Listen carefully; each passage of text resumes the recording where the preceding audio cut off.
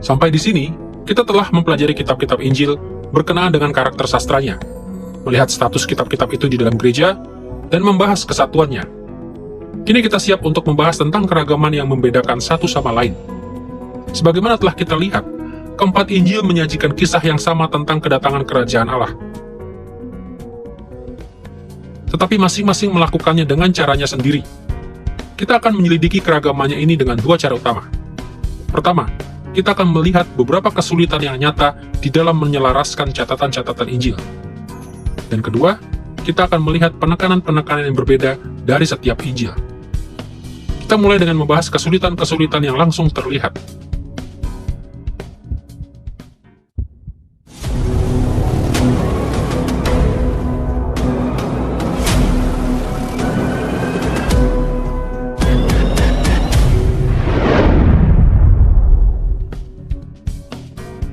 Ketika kita membaca kitab-kitab Injil, kesan yang sangat menonjol adalah betapa miripnya kitab-kitab itu. Namun demikian, ada bagian dalam catatan Injil-Injil itu yang seolah-olah mengatakan hal yang berbeda.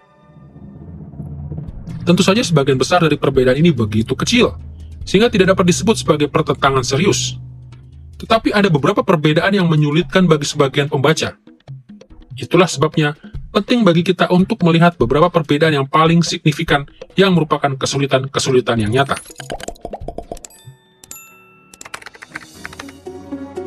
Beberapa dari perbedaan yang paling umum berkaitan dengan kronologi, urutan penceritaan peristiwa-peristiwa di dalam berbagai Injil.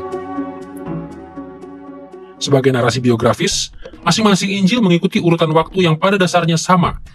Masing-masing dimulai dengan kelahiran Yesus, kemudian beralih kepada kematiannya, dan akhirnya kebangkitannya.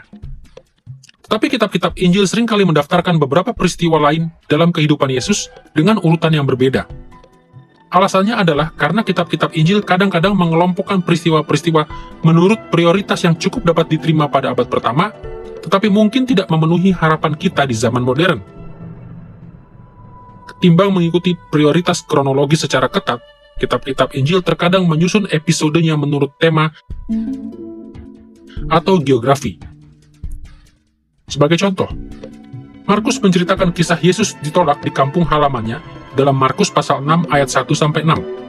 Tetapi Lukas menempatkannya lebih awal di dalam narasinya, dalam Lukas pasal 4 ayat 14-30. Sehingga itu menjadi kisah pertama dalam pelayanan publik Yesus. Injil Lukas lebih menonjolkan peristiwa itu ketimbang Markus. Dan Lukas bahkan menceritakan versi yang lebih panjang dari kisah itu untuk menekankan tema penolakan. Para penulis Injil kurang tertarik mempertahankan catatan kronologis yang persis dalam perjalanan pelayanan Yesus ketimbang mengkomunikasikan dengan jelas kedatangan kerajaan dalam ajaran dan tindakannya.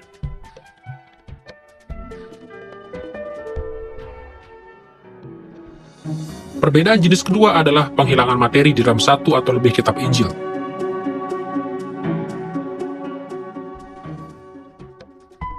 Sebagai contoh, Yohanes tidak menyebutkan perjamuan Tuhan dalam Injilnya. Penghilangan seperti ini dapat dijelaskan dengan beberapa cara. Penghilangan ini mungkin hanya disebabkan oleh penekanan berbeda dari para penulis, atau mungkin disebabkan karena para penulis Injil yang belakangan tidak merasa perlu untuk mengulangi bagian yang muncul dalam kitab-kitab dari para penulis Injil sebelumnya. Apapun alasannya, penghilangan ini tidak menyiratkan perbedaan pendapat atau pertentangan di antara para penulis Injil.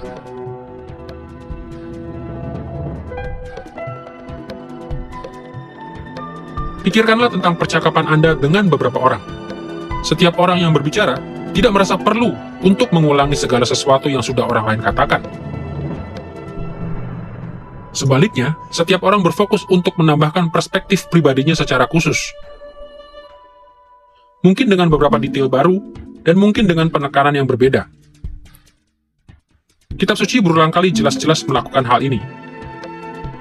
Misalnya, dalam 2 Tawarikh pasal 9 ayat 29, penulis Tawarikh secara gamblang menyatakan bahwa ia menghilangkan detail-detail yang sudah dicatat oleh para penulis lain.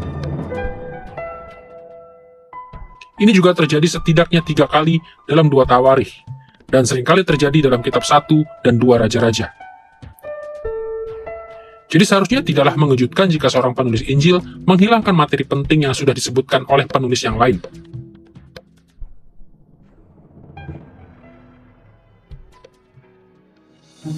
Tipe kesulitan ketiga yang umum dijumpai adalah persamaan di antara peristiwa-peristiwa yang berbeda yang terjadi di dalam pelayanan Yesus.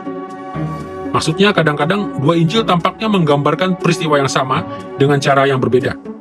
Tetapi mungkin saja keduanya sebenarnya sedang menggambarkan dua peristiwa yang serupa tapi tak sama.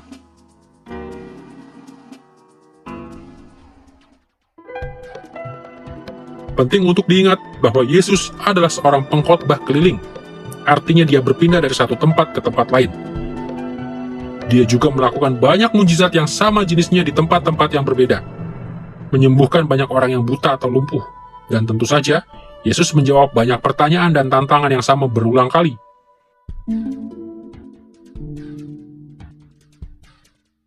Selain itu, orang menanggapi Yesus dengan cara yang sama pada kesempatan yang berbeda. Perhatikan catatan mengenai pengurapan Yesus dalam Lukas pasal 7 ayat 36-50 dan Markus pasal 14 ayat 3-9. Dalam Injil Lukas, Yesus ada di rumah orang Farisi, tetapi dalam Injil Markus, dia berada di rumah Simon si Kusta. Ini bukan dua laporan yang bertentangan mengenai peristiwa yang sama. Sebaliknya, keduanya adalah laporan dari dua peristiwa yang berbeda. Jenis keempat dari kesulitan yang nyata adalah kebingungan yang disebabkan oleh ucapan-ucapan yang berbeda, namun memiliki isi yang sama. Salah satu contoh yang paling terkenal mengenai hal ini adalah khotbah Yesus di bukit dalam Matius pasal 5 ayat 1 sampai pasal 7 ayat 29 dari Injilnya. Dan rangkaian pengajaran yang sama dari Lukas dalam Lukas pasal 6 ayat 17 sampai 49. Dalam Matius pasal 5 ayat 1, kita membaca bahwa hal itu terjadi di atas bukit. Namun di dalam Lukas pasal 6 ayat 17, kita diberitahu bahwa hal itu terjadi di tempat yang datar. Setidaknya ada 3 pendekatan terhadap masalah ini. Pertama, baik Matius maupun Lukas mungkin sedang berbicara tentang khotbah yang sama yang diberikan pada waktu dan tempat yang sama. Sisi barat laut Danau Galilea bukanlah daerah perbukitan yang turun naik, tetapi lereng bukit yang landai di atas permukaan laut. Dataran tinggi ini juga memiliki banyak daerah yang lebih kecil yang relatif datar. Sehingga geografi yang sama bisa disebut bukit, seperti dalam Matius, dan tempat yang datar, seperti dalam Lukas. Kedua, ini mungkin merupakan contoh dari praktek kuno dalam menyusun sebuah pidato, yang menggabungkan hal-hal yang Yesus katakan pada berbagai kesempatan berbeda ke dalam satu khotbah. Ini adalah teknik yang digunakan oleh para sejarawan kuno, dan teknik ini tidak menimbulkan pertanyaan tentang integritas atau keandalan. Ketiga, mungkin juga Yesus mengkhotbahkan dua khotbah yang sangat mirip pada 2 hari yang berbeda, dalam 2 lokasi yang berbeda, satu di gunung dan satu di tempat datar. Karena gaya pelayanan Yesus tentunya sangat masuk akal untuk mengasumsikan bahwa Yesus akan mengulangi sebagian besar ajarannya kepada para pendengar yang baru yang belum mendengarnya.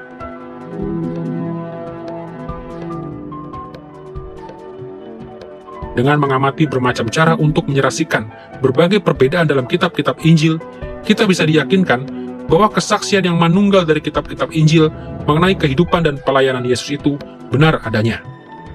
Ya, memang seolah ada ketidaksesuaian dalam rinciannya. Tetapi ada juga penjelasan yang masuk akal untuk setiap jenis perbedaan. Dan ketika kita menemukan bahwa Yesus mengajarkan hal yang sama pada kesempatan yang berbeda, kita dapat melihat konsistensi pelayanan dan pemberitaannya, dan menemukan berbagai cara untuk menerapkan ajaran-ajarannya dalam kehidupan kita. Kita mulai melihat keragaman atau variasi di antara keempat Injil dengan bertanya tentang kesulitan-kesulitan yang nyata di dalam teks. Maka kini kita siap melanjutkan dengan melihat keragaman dalam keempat kitab Injil dengan mempelajari penekanan yang khas di dalamnya.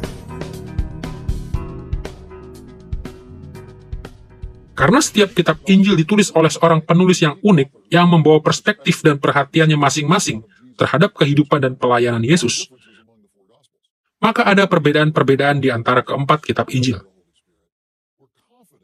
Mengetahui bahwa masing-masing Injil itu diilhami oleh Roh Kudus, kita meyakini bahwa setiap catatan itu bebas dari kesalahan, dan karena itu tidak saling bertentangan.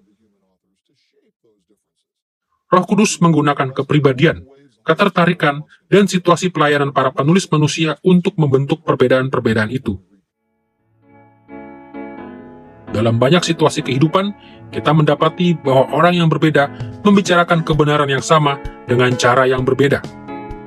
Siapapun yang telah menyaksikan anak-anak kecil bermain, tahu bahwa satu peristiwa dapat memiliki beberapa interpretasi yang beragam namun selaras. Setiap anak memiliki perspektifnya sendiri terhadap permainan yang mereka mainkan. Hanya dengan mendengarkan masing-masing dari mereka berbicara tentang permainan itu, barulah kita bisa merangkai suatu gambaran yang utuh mengenai apa yang sebenarnya terjadi. Anak yang satu mungkin sangat antusias dengan warna-warna dari mainan-mainan itu. Yang lain mungkin lebih tertarik untuk menggambarkan suara yang dihasilkan oleh mainan-mainan itu. Yang lainnya mungkin bersemangat melaporkan bahwa mereka telah berlarian ke sana kemari. Perspektif-perspektif yang berbeda ini tidak bertentangan satu sama lain, tetapi menunjukkan bahwa setiap anak menemukan bagian tertentu dari permainan itu yang lebih menarik daripada bagian lainnya. Dengan cara yang sama, ketertarikan dan perhatian masing-masing penulis Injil sendiri tercermin dalam catatannya tentang kisah Injil. Tidak ada dua catatan yang persis sama. Semua kisah Injil Perjanjian Baru menggambarkan Yesus yang sama. Tetapi kisah-kisah itu sering membicarakan dia dengan cara yang berbeda dan menyoroti aspek yang berbeda dari pelayanannya. Kita memiliki 4 kitab Injil tetapi satu Yesus. Ya, pertama-tama itu menunjukkan kecerdasan orang-orang Kristen yang paling awal yang mengakui bahwa Yesus adalah tokoh sejarah yang terlalu rumit untuk dimasukkan ke dalam satu potret. Saya akan memberikan sebuah contoh. Dalam Injil Yohanes, kita pada dasarnya tidak menemukan perumpamaan dan pengusiran setan. Dalam Injil Markus, Yesus dicirikan dengan perumpamaan, dan mujizat yang paling sering di bagian awal Injil Markus adalah pengusiran roh jahat. Nah, ini adalah potret-potret yang berbeda, tetapi jelas Yesus yang sama. Dan setiap penulis Injil memiliki sudut pandang yang sedikit berbeda tentang Yesus. Bukan dalam pengertian bahwa penulis yang satu menganggap bahwa dia adalah Kristus, sedang penulis lainnya tidak. Tetapi bahwa mereka memiliki penekanan yang berbeda dalam cara mengungkapkan bahwa Yesus adalah Mesias Yahudi dan pada saat yang sama adalah Juru Selamat dunia. Dan karena itu, mereka merasa bebas dan memiliki kebebasan di bawah inspirasi untuk menekankan aspek dan bagian yang berbeda dari pelayanan Yesus dan cara berbeda untuk membingkai pertanyaan dan memberikan jawabannya. Ada banyak ciri dan tema yang berbeda dalam kitab-kitab Injil, namun dalam pelajaran pengantar ini, kita akan berfokus pada cara masing-masing kitab Injil menjawab 2 pertanyaan. Siapakah Yesus? Dan bagaimana kita mengikut Yesus? Mari kita mulai dengan melihat bagaimana Matius menjawab pertanyaan-pertanyaan penting ini.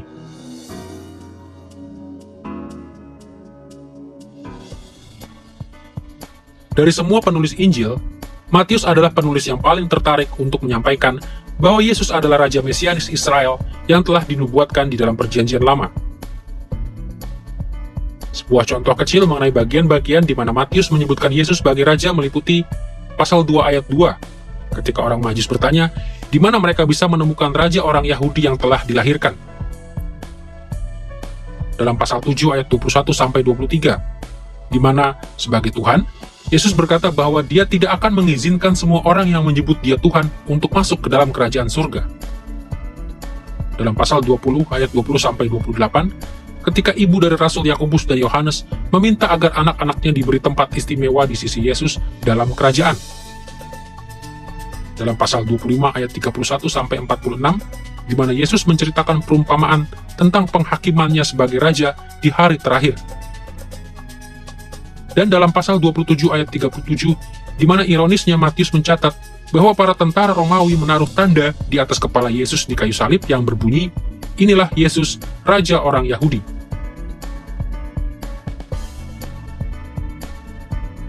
Ada harapan bahwa Raja Mesianis dari Allah akan menghadirkan kerajaan Mesianis di bumi. Dia akan membebaskan Israel dari pengasingan dan dari musuh-musuhnya. Dia akan memerintah dengan kebenaran, mewujudkan perdamaian dan kemakmuran. Yesus melakukan semuanya ini, tetapi dia tidak melakukannya dengan cara yang diharapkan oleh orang Yahudi. Dengarlah perkataan Yesus di dalam Matius pasal 5 ayat 17. Janganlah kamu menyangka bahwa aku datang untuk meniadakan hukum Taurat atau kitab para nabi. Aku datang bukan untuk meniadakannya, melainkan untuk menggenapinya. Yesus memahami bahwa banyak orang Yahudi yang menyaksikan pelayanannya akan berpikir bahwa ia sedang menghancurkan Taurat Allah dan gagal menggenapi janji-janji perjanjian lama. Itulah sebabnya ia mengatakan dengan jelas dan tegas bahwa ia sedang menggenapi hukum Taurat dan kitab para nabi. Bahkan sekalipun tampaknya tidak seperti itu. Tidak hanya di dalam nas ini, tetapi dari waktu ke waktu, Matius melaporkan bahwa Yesus menggenapi satu aspek atau aspek lainnya dari kitab suci perjanjian lama untuk menunjukkan bahwa ia benar-benar Raja Mesianis Israel. Jadi, menurut Matius, bagaimana kita mengikuti Yesus? Yesus dengan sempurna menjalankan hukum Allah, tetapi bukan hanya itu yang ia lakukan. Ia berkata bahwa ia menjalankan tuntutan lahiriah hukum Taurat tidaklah cukup. Allah selalu menuntut para warga kerajaannya untuk menaati dia dari dalam hati. Kabar baik dari Injil adalah bahwa kerajaan itu telah datang, membawa pengampunan dan keselamatan bagi umat Allah, dan memberi kita hati baru yang taat. Dan hati kita yang diubahkan memberi kita kekuatan dan motivasi untuk mengikuti Yesus dengan ketaatan yang penuh kasih, syukur, dan sukacita. Ketika kita berbicara tentang menaati Allah dari dalam hati, istilah hati benar-benar merupakan istilah yang mencakup segalanya. Dengan cara inilah kita perlu menaati dan mengasihi Dia. Kepala akan menjadi tumpuan imajinasi, tumpuan pikiran, dan kita seharusnya mengasihi Allah dengan segenap pikiran kita. Kita seharusnya mengasihi Allah dengan segenap kasih sayang kita. Jadi, hati tidak hanya berarti organ vital di dalam tubuh kita. Kita mengasihi Allah dengan seluruh keberadaan kita, dan saya percaya bahwa kata hati dengan tepat menunjuk kepada seluruh keberadaan itu. Sekarang setelah kita melihat bagaimana Injil Matius menjawab dua pertanyaan kita, marilah kita mempelajari apa yang Markus katakan. Pertama, menurut Markus, siapakah Yesus? Di sepanjang catatannya, Markus menekankan bahwa Yesus adalah anak Allah yang menderita yang telah mengalahkan musuh-musuh umat Allah. Markus mencatat banyak peristiwa mujizat Yesus yang menunjukkan kuasanya atas kuat kuasa roh jahat. Meskipun Injil Markus jauh lebih singkat daripada Injil Matius dan Injil Lukas, Markus mencatat hampir semua mujizat. Semuanya berjumlah 18. Sejak sangat awal dalam Injil Markus, kita melihat bahwa Yesus adalah anak Allah yang menaklukkan dan menderita. Dalam pasal pertama saja, Yohanes Pembaptis menubuatkan kedatangan Yesus, dan kemudian Yesus memulai pelayanan publiknya. Dia dibaptis, dicobai di padang gurun, memanggil murid-murid pertamanya, mengusir roh-roh jahat, dan menyembuhkan banyak orang dari berbagai penyakit. Bahkan pembacaan sekilas terhadap narasi yang penuh aksi dan bergerak sangat cepat ini menunjukkan bahwa Yesus dengan penuh kuasa menaklukkan musuh-musuh kerajaan Allah. Pembacaan yang lebih teliti juga menunjukkan bahwa Markus menggambarkan Yesus sebagai anak Allah yang menderita sejak awal pelayanannya. Sebagai contoh, dalam Markus pasal 1 ayat 12-13, kita membaca catatan setelah baptisan Yesus. Segera sesudah itu roh memimpin dia ke padang gurun. Di padang gurun itu ia tinggal 40 hari lamanya, dicobai oleh iblis. Ia berada di sana di antara binatang-binatang liar dan malaikat-malaikat melayani dia. Yesus menderita akibat serangan bertubi-tubi dari iblis sejak awal pelayanan publiknya. Dan gambaran tentang Yesus sebagai hamba yang menderita ini terus berkembang di sepanjang Injil Markus saat Yesus mengalami banyak penganiayaan dan penolakan. Jadi menurut Markus, bagaimanakah kita seharusnya mengikuti Yesus, sang penakluk yang menderita? Di satu sisi, Injil Markus tidak memoles kehidupan Kristen dengan hal-hal yang manis. Markus menjelaskan pemuritan sebagai sebuah proses yang sulit dan seringkali membuat frustasi, di mana kita bukan hanya menderita, tetapi juga melakukan kesalahan dan mengalami kegagalan. Bahkan, salah satu ciri khas Injil Markus adalah betapa seringnya murid-murid Yesus gagal memahami dia atau berespon dengan iman. Dalam Markus pasal 4 ayat 40, Yesus bertanya-tanya apakah murid-muridnya itu memiliki iman. Di dalam pasal 6 ayat 52, murid-murid tetap degil hatinya. Dalam pasal 7 ayat 18, Yesus menuduh murid-muridnya bodoh karena mereka gagal untuk memahami ajarannya. Dalam pasal 9 ayat 18, para murid tidak mampu mengusir roh jahat. Dalam pasal 9 ayat 38-41, murid-murid keliru saat berusaha menghalangi seorang pengusir setan karena mereka tidak mengenal orang itu. Dan di dalam pasal 14, satu murid mengkhianati Yesus dan menyerahkannya kepada imam-imam kepala. Satu murid lagi menyangkal bahwa dia mengenal Yesus, dan murid-murid yang lainnya meninggalkan dia. Penekanan ini di dalam Injil Markus mengajarkan kepada kita setidaknya dua hal tentang mengikut Yesus. Pertama, seperti para murid, kita tidak akan selalu memahami Yesus. Bahkan kita mungkin salah memahami banyak hal di dalam Alkitab. Jadi kita perlu bersikap cukup rendah hati untuk mengakui bahwa kita semua masih perlu banyak belajar. Sebagai bagian dari hal ini, kita perlu menerima pengajaran Alkitab dengan iman. Karena kita tahu bahwa firman Allah itu benar, bahkan sekalipun firman itu tampak asing atau salah bagi kita. Dan kedua, kesulitan-kesulitan dan penderitaan tidak terelakkan bagi orang-orang Kristen.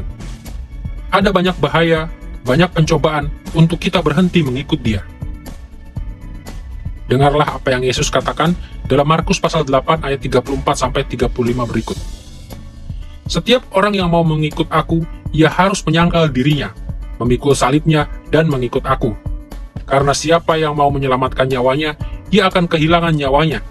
Tetapi barang siapa kehilangan nyawanya karena aku dan karena Injil, ia akan menyelamatkannya.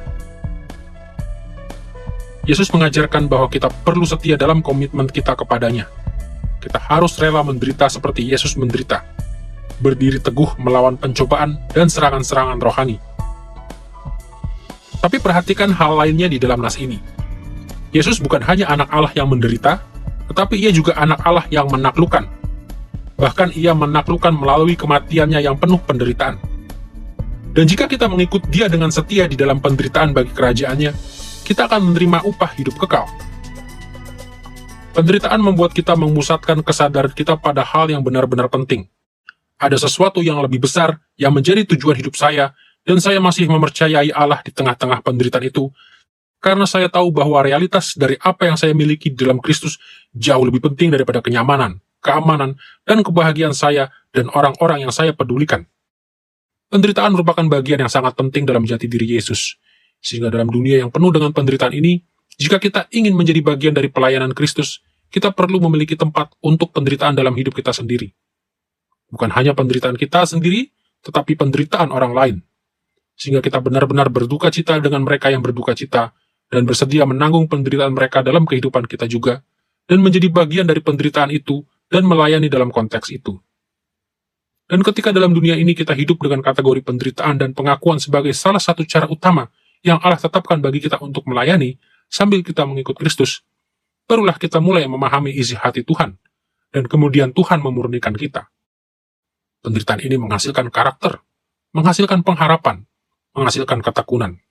Dan karena itu, kita dapat melihat Tuhan bekerja untuk memurnikan hidup kita di tengah-tengah penderitaan, sama seperti dengan jika bukan melebihi cara lainnya. Dengan pemahaman tentang Matius dan Markus, marilah kita membahas bagaimana Lukas menjawab pertanyaan kita tentang Yesus dan para pengikutnya. Injil Lukas menjawab pertanyaan siapakah Yesus dengan menyatakan bahwa ia adalah juru selamat dunia yang penuh belas kasihan. Yesus membawa keselamatan Allah kepada orang kaya maupun orang miskin, kepada para pemimpin agama, dan juga kepada orang yang dibuang. Kabar baik Yesus adalah untuk semua orang, bahkan untuk mereka yang tidak diperhatikan dan dihina. Lukas menekankan hal ini dalam banyak cara. Yesus menghormati Maria dan Marta ketika banyak orang menganggap perempuan lebih rendah. Lukas mencatat berbagai perumpamaan dan narasi yang menampilkan para wanita, orang sakit dan orang cacat, dan bahkan orang-orang non-Yahudi sebagai orang-orang yang layak dipuji dan diteladani. Yesus memuji janda yang memberikan uang simpanannya yang hanya sedikit di bait suci. Lukas menceritakan kisah pemungut cukai bernama Zakius yang dihina orang, yang responnya kepada Yesus menjadi contoh bagi semua pembaca Injil Lukas. Berkali-kali Lukas mencatat perhatian Yesus terhadap mereka yang ditolak atau diabaikan oleh masyarakat.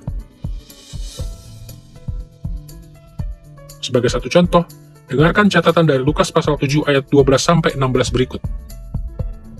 Setelah ia, yaitu Yesus, dekat pintu gerbang kota, ada orang mati diusung keluar, anak laki-laki, anak tunggal ibunya yang sudah janda. Dan ketika Tuhan melihat janda itu, tergelaklah hatinya oleh belas kasihan.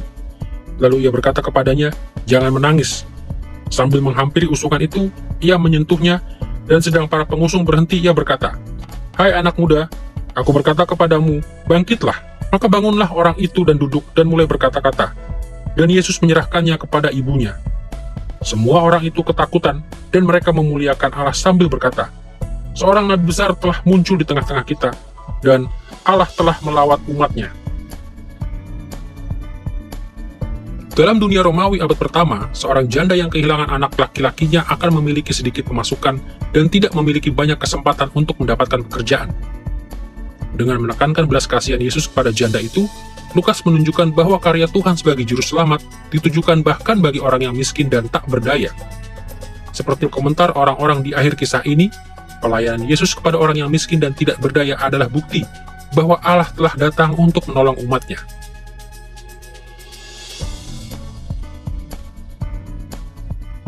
Jadi, bagaimanakah Injil Lukas menjawab pertanyaan kedua? Bagaimana kita mengikut Yesus? Sejalan dengan keprihatinan Lukas kepada orang miskin, satu hal yang dapat kita lakukan adalah berbelas kasihan terhadap orang lain. Kita seharusnya memperdulikan orang miskin dan berjuang untuk memenuhi kebutuhan mereka. Kita seharusnya rela memberikan harta benda kita, makanan, uang, dan waktu kita untuk memenuhi kebutuhan mereka. Bahkan Allah sering mengutus orang-orang Kristen yang suka memberi untuk menjawab doa-doa orang yang berkekurangan. Seperti yang Yesus katakan dalam Lukas pasal 12 ayat 33 berikut, "Jualah segala milikmu dan berikanlah sedekah. Buatlah bagimu pundi-pundi yang tidak dapat menjadi tua, suatu harta di sorga yang tidak akan habis, yang tidak dapat didekati pencuri dan tidak dirusakkan ngengat." Apabila kita setia mengikut Yesus dengan memelihara umatnya, maka ia menghadiahi kita dengan warisan yang kekal.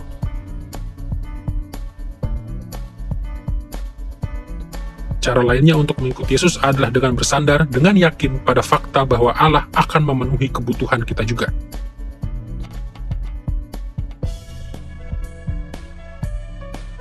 Dengarlah perkataan Yesus dalam Lukas pasal 12 ayat 22-31 berikut. "Janganlah khawatir akan hidupmu, akan apa yang hendak kamu makan, dan janganlah khawatir pula akan tubuhmu, akan apa yang hendak kamu pakai.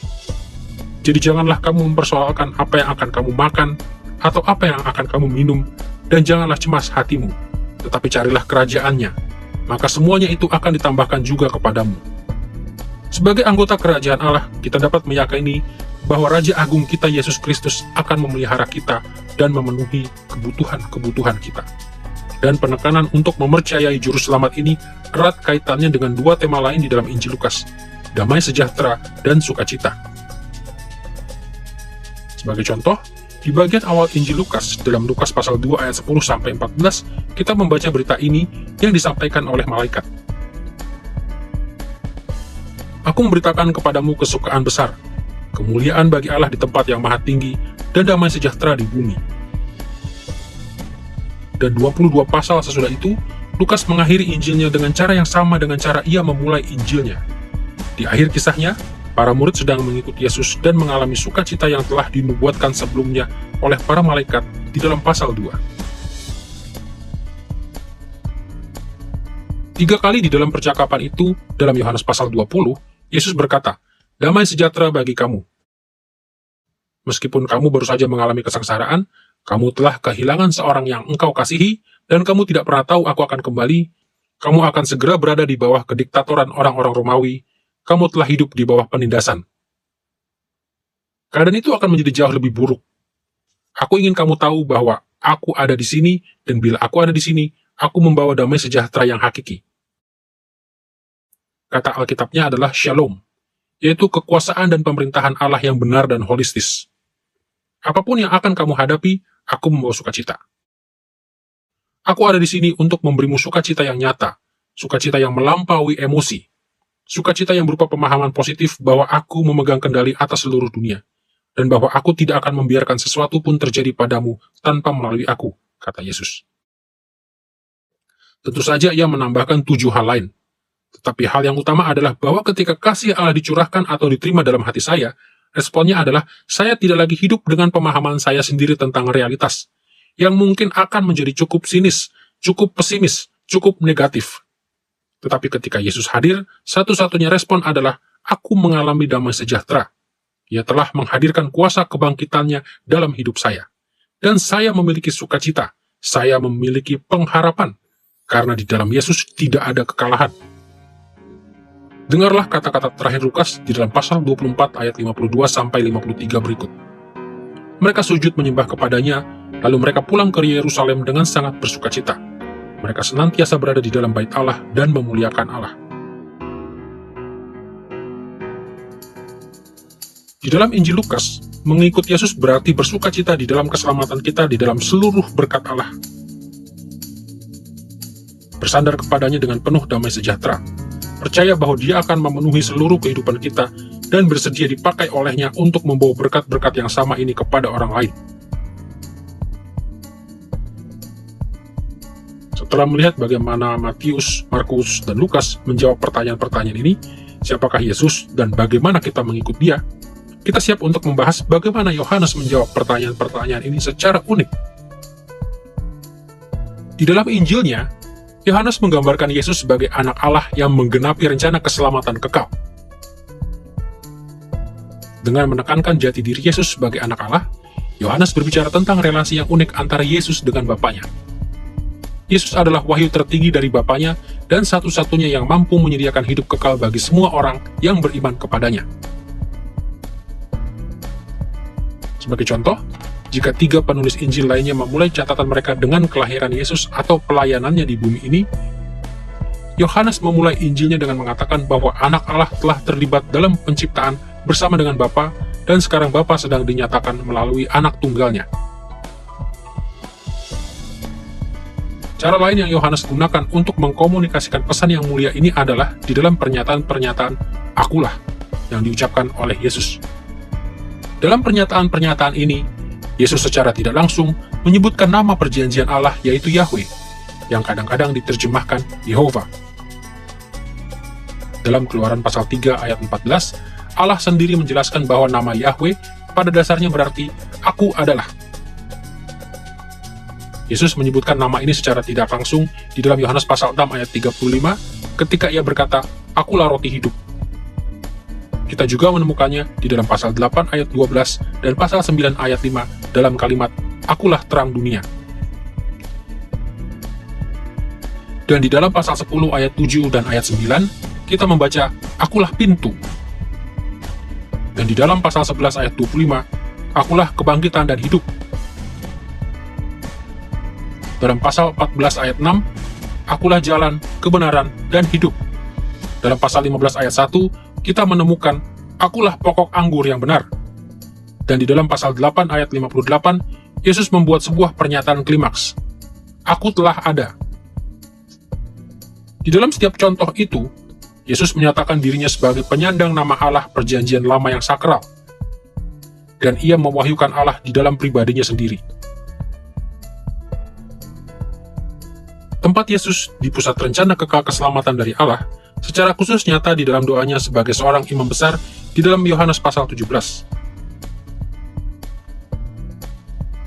Dengarlah apa yang Yesus doakan dalam Yohanes pasal 17 ayat 24 berikut. "Ya Bapa, aku mau supaya dimanapun aku berada, mereka juga berada bersama-sama dengan aku. Mereka yang telah Engkau berikan kepadaku, agar mereka memandang kemuliaanku yang telah Engkau berikan kepadaku. Sebab Engkau telah mengasihi aku sebelum dunia dijadikan." Yesus mengaitkan keselamatan para pengikutnya dengan kasih Bapa kepada anak sebelum penciptaan. Maksudnya adalah bahwa keselamatan kita adalah pencurahan kasih Bapa kepada Yesus. Jadi, jika Yohanes menggambarkan Yesus sebagai anak Allah yang telah menggenapi rencana keselamatan yang kekal, bagaimanakah Injil Yohanes menjawab pertanyaan kita yang kedua? Bagaimanakah kita mengikuti Yesus? Dalam Injil Yohanes, cara utama untuk mengikuti Yesus adalah dengan dikasihi oleh Allah dan dengan saling menunjukkan kasih yang sama itu. Yesus memberikan teladan ini bagi kita untuk kita teladani dengan banyak cara. Sebagai contoh, kita melihatnya di dalam Yohanes pasal 17 ayat 23-26, di mana Yesus berbicara tentang kasih Bapa kepada anak. Kasih kekal dari Bapa kepada anak inilah yang telah melatar belakangi rencana kekal keselamatan yang Yesus genapi. Karena itu masuk akal jika di dalam Injil Yohanes pemuritan dicirikan dengan kasih.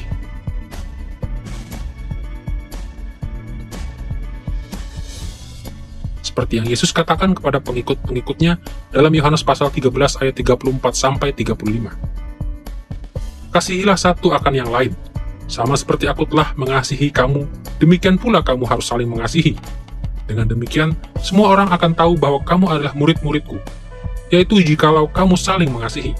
Menurut Yohanes, kita mengikuti Yesus dengan saling mengasihi dengan kasihnya itu. Dengan cara ini, pemuritan itu bersumber dari dan dilaksanakan di dalam kasih. Kasih Allah bagi kita menjadi sumber dari pemuritan kita, dan kasih Allah melalui kita kepada satu sama lain adalah ungkapan dari pemuritan kita.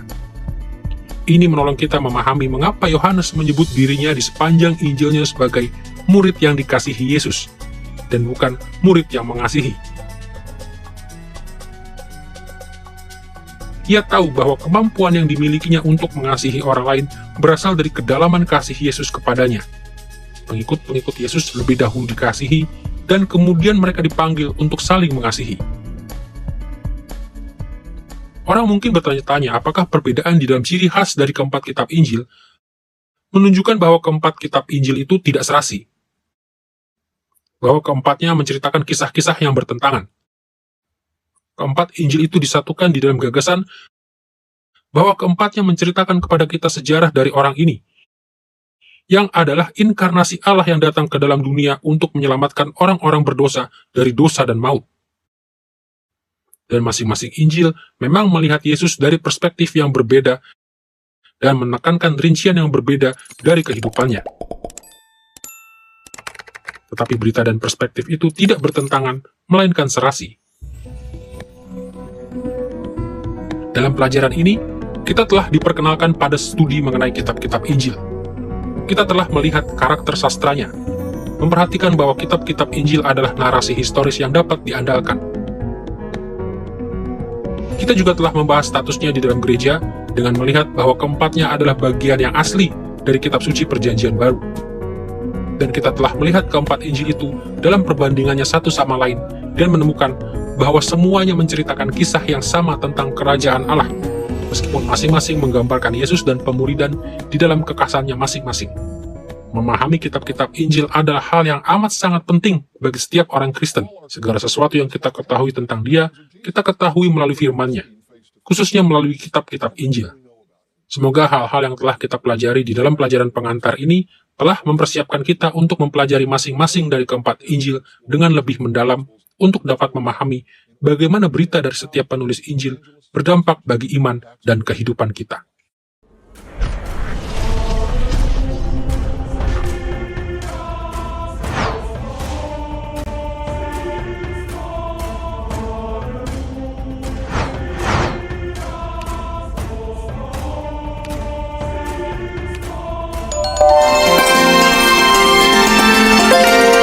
I believe in God the Father Almighty, maker of heaven and earth.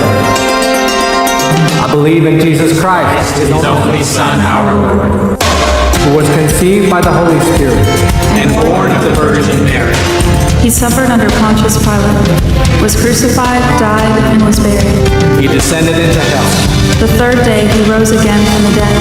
He ascended into heaven, and is seated at the right hand of God the Father Almighty. From there he will come to judge the living and the dead. I believe in the Holy Spirit, The Holy Catholic Church, the communion of saints, the forgiveness of sins, the resurrection of the body, and the life everlasting.